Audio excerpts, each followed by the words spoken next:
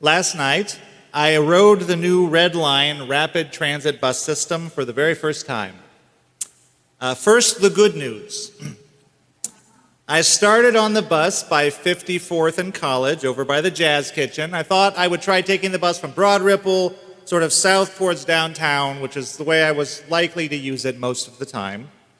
It was easy enough to park on a neighborhood side street. I walked less than a block to the closest platform.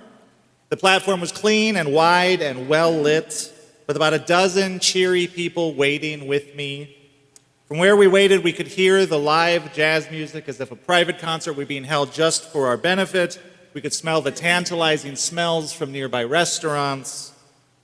The platform sign promised that a bus ran every 15 minutes, and so I reasoned that since I had arrived at the platform randomly, my wait time might be quite a bit less than that. In fact, it turned out to be about exactly 15 minutes, so either my arrival at the platform was very precisely timed, or the bus was a bit behind. But once I was on it, the bus was clean and quiet. It was absolutely packed full of people of every description. It was a very diverse crowd, and it was standing room only. But not in a way that felt like the experience was like all elbows and odors. People were polite, people were respectful of each other's personal space, and everyone mostly rode in genial silence with little pockets of conversation. It was great to see so many people taking advantage of public transportation in Indianapolis, where the received wisdom has been for so long that people simply will not ride the bus. So I rode standing, clinging to the bus handle thingy, whatever that's called, because it was a little jerky with the bus starting and stopping. I rode down to 38th and Meridian, and I decided this is just a test run, so I'll just get off here and I'll just take the northbound bus back to my car. No need to go all the way downtown. And we didn't make remarkable time, but it was not bad time either. Now here's where the experience broke down. I exited onto the 38th Street platform. There were again about a dozen or so people on the platform with me, but this time in various states of exasperation. They had been waiting 20 minutes already, they announced to me, with no bus anywhere in sight. There was no jazz music, there were no wonderful smells, there was just the honking and rumbling of the 38th Street traffic. One woman was agitated and exclaimed loudly and often that this bus was going to make her late for work if it came any later.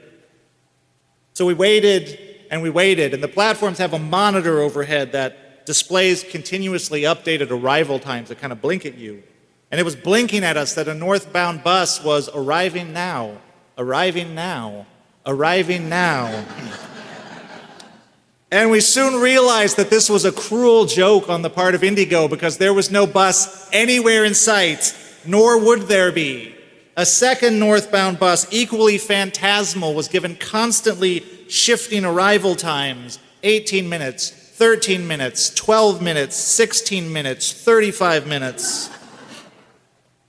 We waited another 20 minutes. 4 young women dressed up for a night on the town decided they could just as easily drink to excess at a nearby home, and they left the station to wander off down the street. We watched them disappear into the darkness.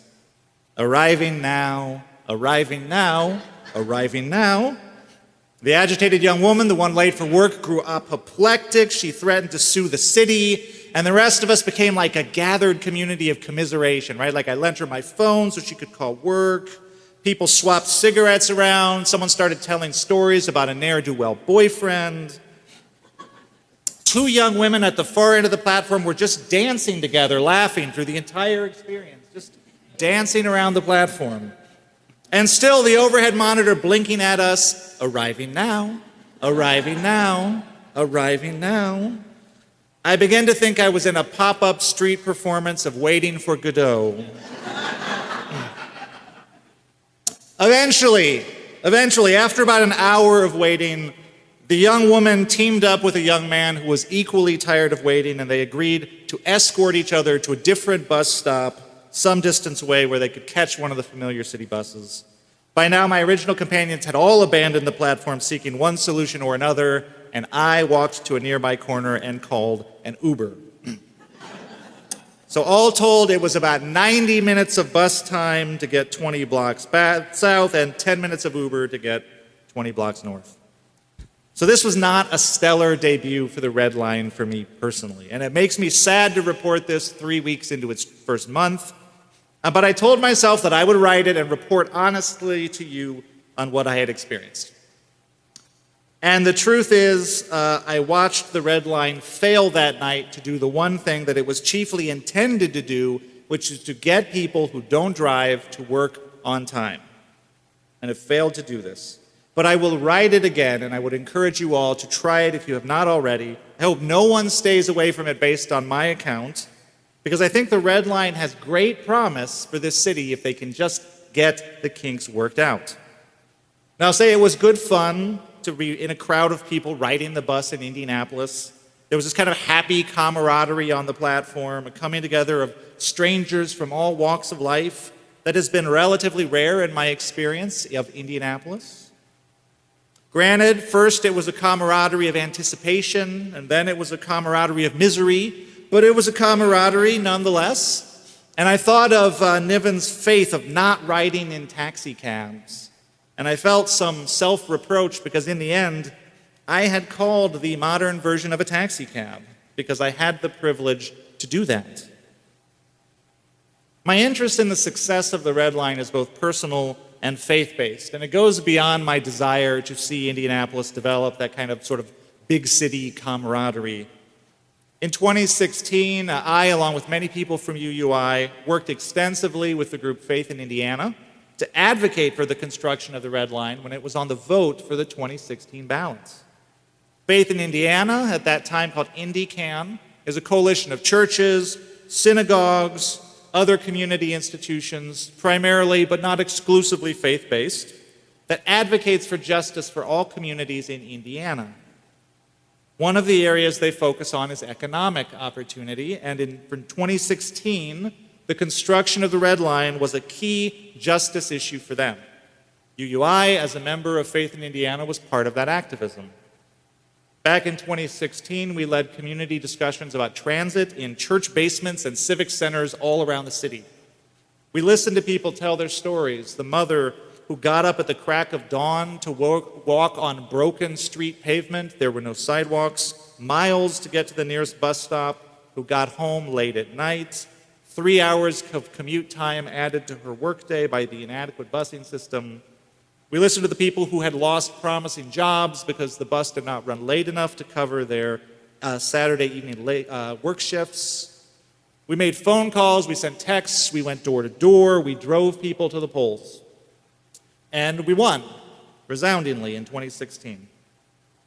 As part of the process, we met with executive leaders from Indigo and from the Indianapolis Metropolitan Planning Organization to get guarantees from them that the Red Line and the Blue Line and the Purple Line that would follow would be focused primarily on economic access for marginalized communities and not just on ferrying bar hoppers from Broad Ripple down to Fountain Square. We knew the Red Line proposal was controversial and not universally loved. Today, it remains controversial and not universally loved. But we also knew the statistics. The Red Line and the Blue Line and the Purple Line taken together would triple access to jobs for poor and minority neighborhoods in Indianapolis. And the expansion of services that went with it would mean more buses running more and often, earlier in the day, later in the evening.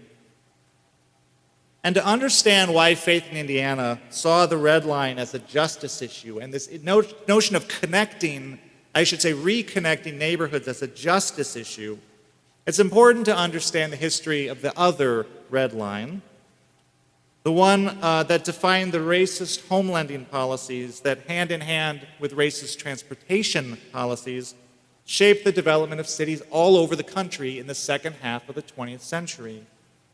To the benefit of white neighborhoods and to the detriment of black neighborhoods and other non-white neighborhoods, all over the country and here in Indianapolis. So a little history. During the New Deal era, the federal government enacted a series of laws that essentially invented the 30-year fixed-rate home loan mortgage, the principal means by which nearly everybody acquires a house. And now if you were thinking, I was hoping we would talk about home loan mortgage policy at church this morning, you're in luck.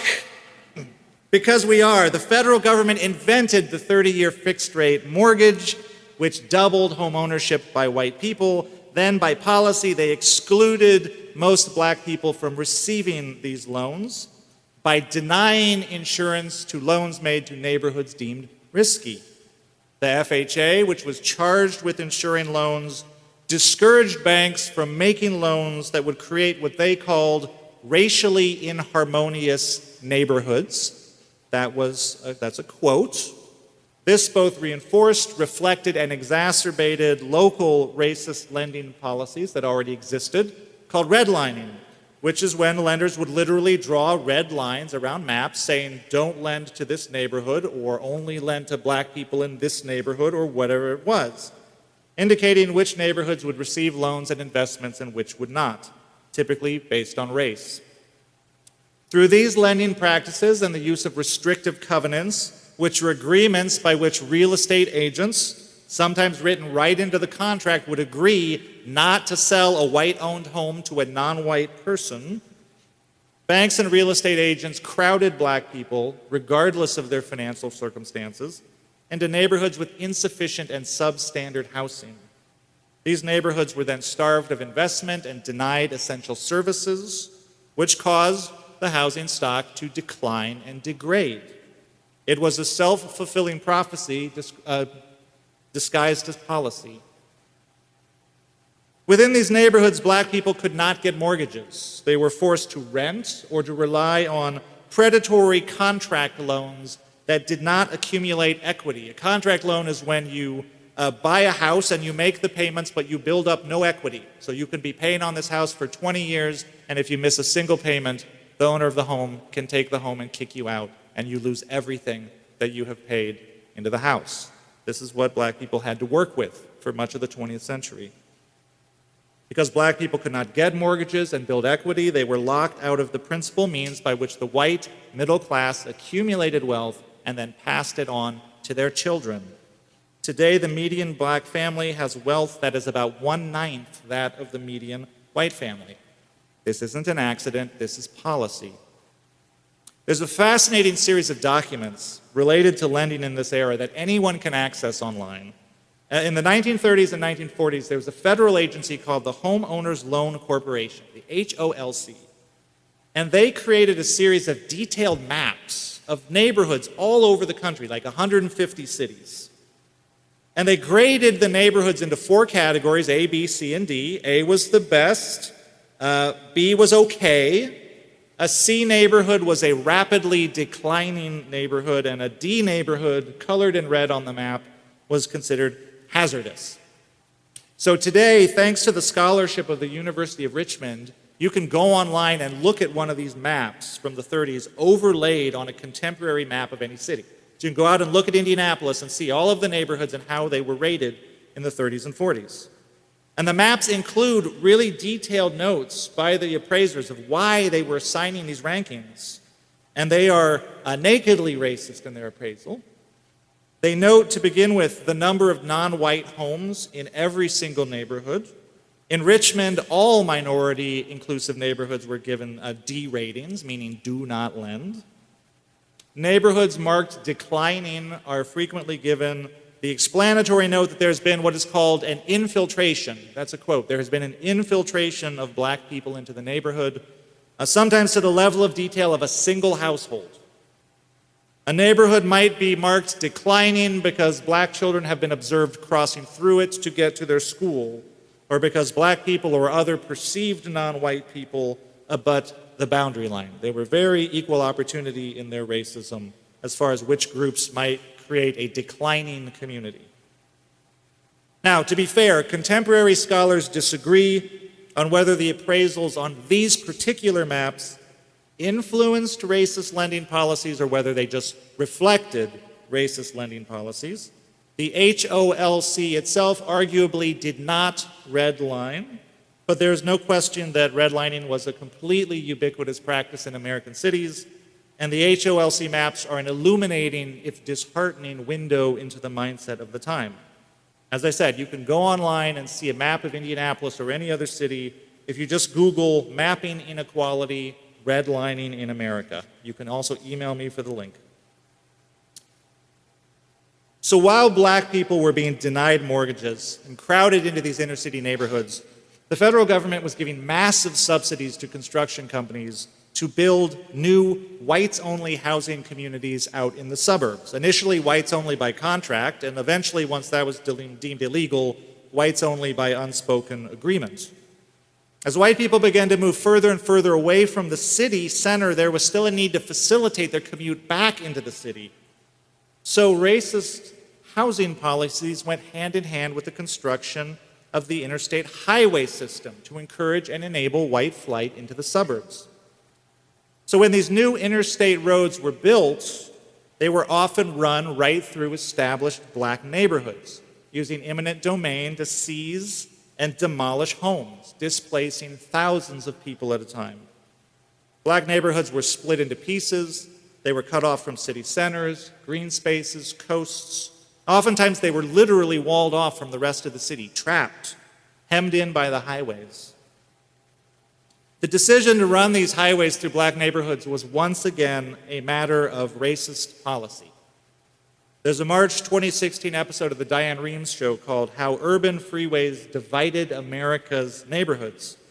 And it features then Transportation Secretary Anthony Fox. And he talks about a man named Alfred Johnson, who was the executive director of the American Association of State Highway Officials in the 50s. So this guy was instrumental in deciding where these highways were going to go as they built them, working with local officials. And Johnson, reflecting on how he had gotten the interstate highway system built, said, this is a quote, "City officials expressed the view to me in the mid-1950s that the urban interstates would give them a good opportunity to get rid of the local black community."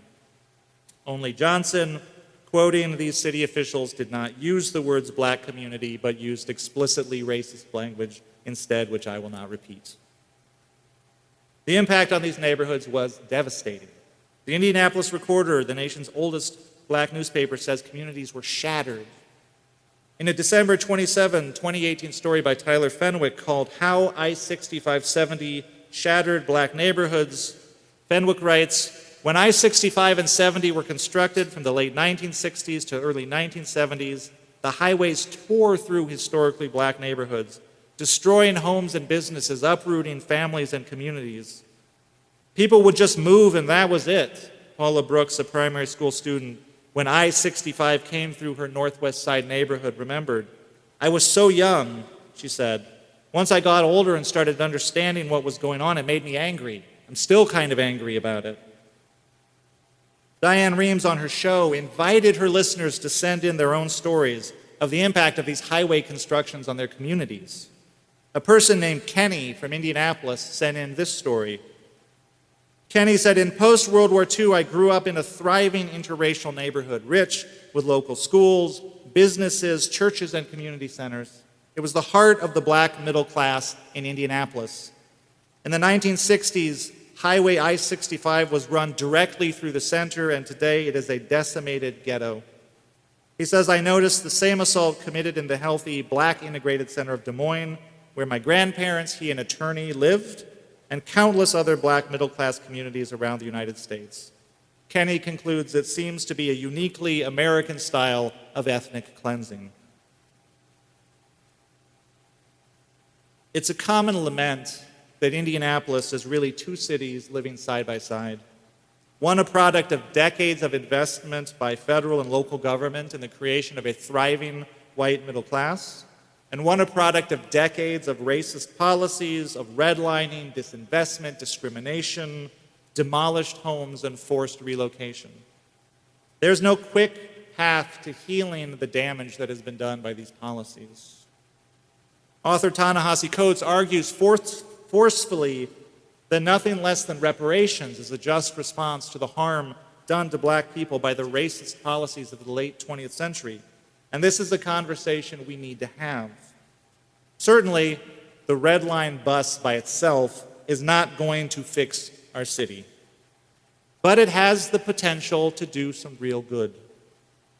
Nicole Paletica, a historian at the Indiana Historical Bureau, writes in a 2019 Belt magazine article, "By nature, the red line restores equity amongst Indiana residents lost since 1970, Indianapolis residents. It has the potential to revolutionize recreational and job opportunities for Indy's carless residents." She says the red line could begin to weld the urban and suburban joints of the city back together. And again, just as or more important than the red line are the blue and purple lines to follow, which run east-west and really do the real work of connecting marginalized neighborhoods to jobs. So the red line has certainly come with its share of concerns and setbacks and complications. We heard back in 2016 when we were advocating for it the concerns of neighborhood residents around college about traffic going through neighborhood side streets.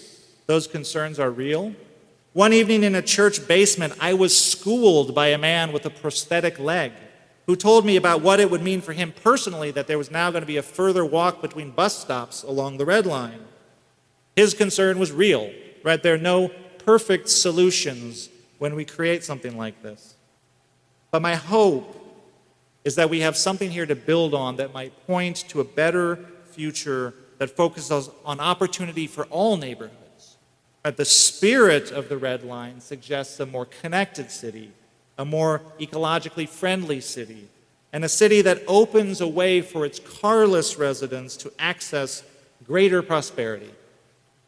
As we work through the inevitable challenges, I invite us to keep our focus steady on the end goal, a city that works for and invests in and values all of its people.